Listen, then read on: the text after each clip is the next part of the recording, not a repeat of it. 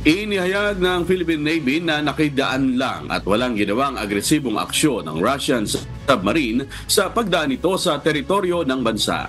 Wala rin itong nalabag na batas o international agreement dahil pinapayagan ito sa ilalim ng UNCLOS at Freedom of Navigation.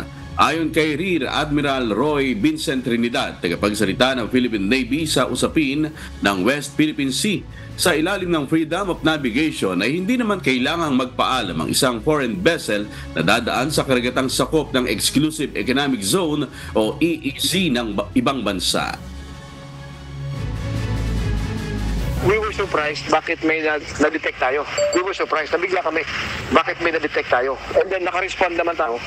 Hindi siya illegal sapagkat under UNCLOS, authorized naman siya bumiyahe o dumaan sa ating EEZ under Freedom of Navigation. It's either you are surface, pwede kang submerged, walang ano doon. Granted naman under UNCLOS yun.